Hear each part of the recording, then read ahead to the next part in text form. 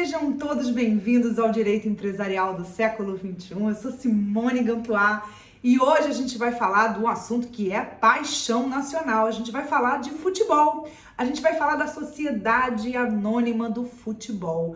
Tá aí uma novidade que tá chegando, ou não, já chegou, dependendo da data que esse vídeo for liberado, porque o projeto de lei já está na mão do presidente para ser sancionado. E essa lei vai trazer uma série de mudanças que vão mexer no cenário futebolístico do Brasil. Se você é advogado da área empresarial, se você quer advogar na área empresarial, ou simplesmente porque se você quer advogar, esse é o seu lugar. Então, subscreve o canal, dá o seu like, dá o seu joinha para a gente continuar trazendo todos os assuntos mais relevantes do direito empresarial e também da carreira de advogado. Então, a gente vai falar um pouquinho, eu vou fazer algumas considerações gerais sobre essa lei que vai realmente movimentar o ambiente do futebol e vai impactar a vida de muitos torcedores que estão aí sofrendo com seus times, cheio de dívidas, os times que não conseguem captar recursos, porque essa lei ela tem essa finalidade de buscar recursos para engordar as contas dos clubes e ajudar os clubes a sanear as suas dívidas e também poder investir melhor no seu principal fonte, a sua principal fonte de renda, que é os times de futebol e os campeonatos nos quais eles estão envolvidos. Então, se você é advogado, deve estar se perguntando, meu Deus, mas por que eu preciso saber disso? Se você realmente não tem nem entrada para prestar nenhum serviço para um clube, talvez essa lei não te interesse tanto, mas tem dois assuntos que eu acho que pode te interessar. E eu estou me referindo a duas coisas. Você pode, primeiro, advogar para alguém que queira investir numa sociedade anônima de futebol e também você pode ser credor de um clube. E essa lei trata de alguns assuntos muito importantes para quem tem créditos relacionados a clubes ou sociedades anônimas originais, como essa lei chama essas sociedades que envolvem também negócios futebolísticos. Então vamos falar um pouquinho do escopo dessa lei, né? O que essa lei trata, o que ela regulamenta dentro do universo do futebol. Eu podia aqui falar de uma série de coisas envolvendo a história da lei, como é que ela surgiu, quem capitaneou esse assunto, mas eu acho que não é o objeto aqui. Eu quero tratar desse assunto aqui, direto com você e direto no assunto, na ferida com vocês.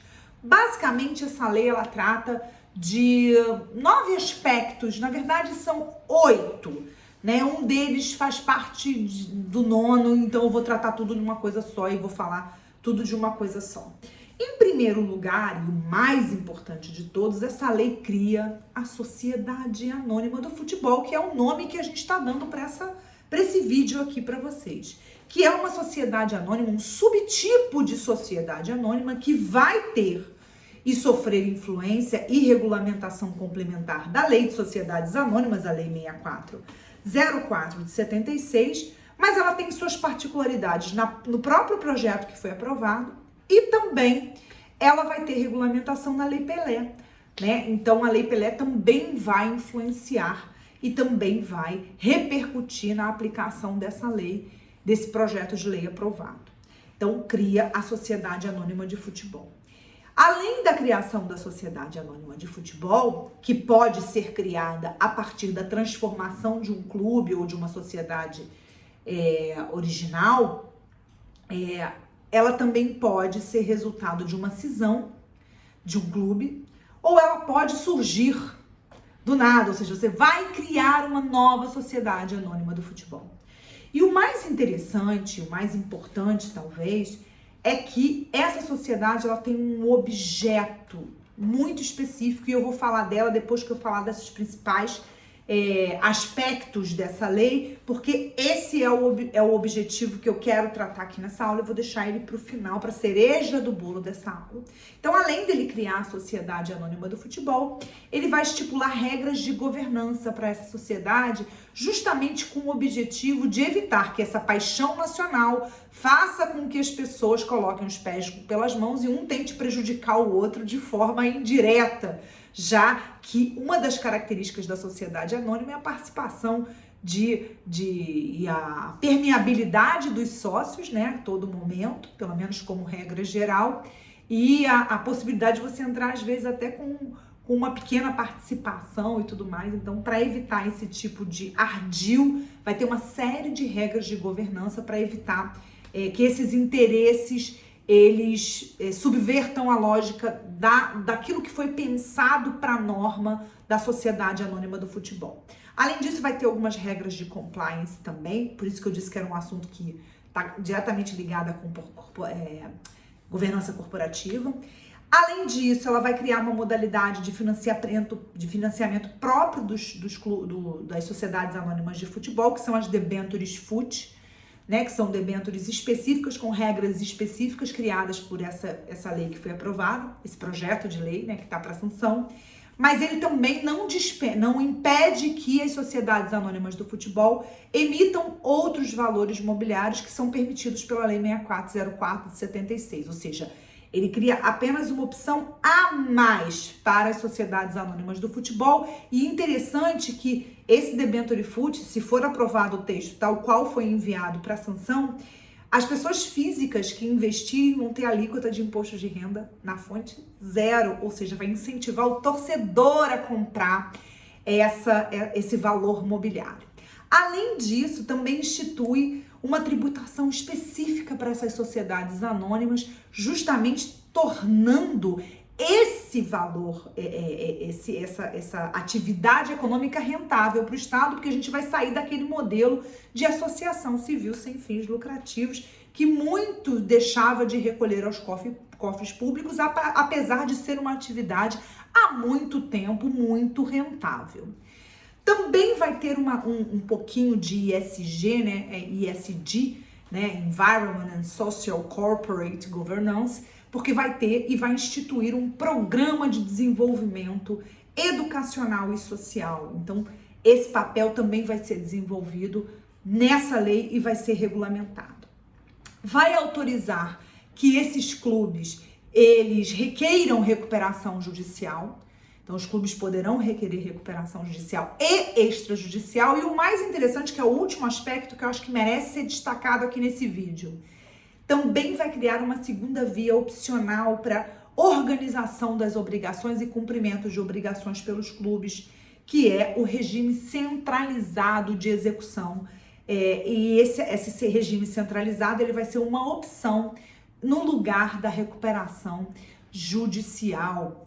E é interessante também porque essa parte da lei, ela foi colocada nesse projeto, que já não tinha no projeto anterior, que era o projeto do clube empresa. Então, a gente acaba tendo uma lei bastante moderna, com algumas previsões bastante arrojadas, mas eu queria terminar esse vídeo, e eu falei que era justamente a cereja do bolo, porque uma das questões que envolvem a sociedade anônima do futebol é o seu objeto social. E o que eu achei muito interessante dessa lei é que o objeto principal da sociedade anônima tem que ser o desenvolvimento e o fomento de atividades relacionadas com a prática do futebol e tem que ser obrigatoriamente para as modalidades masculino e feminino.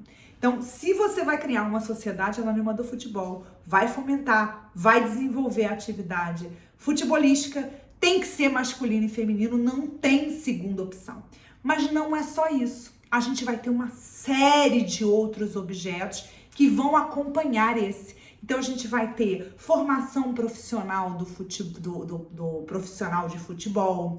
Eles também vão poder desenvolver outras atividades conexas com o futebol e ao patrimônio da sociedade anônima, incluindo organização de espetáculos esportivos, sociais e culturais. Ou seja, a gente passa a ter, primeira coisa, o reconhecimento da atividade do futebol e do atleta profissional do futebol, dos campeonatos que são envolvidos, uma atividade que agora ela é escancaradamente lucrativa, porque antes ela era escamoteadamente lucrativa, porque ela ficava por trás desse modelo associativo ultrapassado, né? E justamente eu aproveito aqui para falar só um tiquinho aqui da história desse projeto de lei. Ele nasceu da tentativa de um advogado apaixonado pelo Clube de Futebol São Paulo, que tentou a partir do modelo associativo que a gente tem, pensar num modelo que pudesse trazer capital para dentro desse clube para que ele pudesse crescer e se desenvolver e sanear suas dívidas.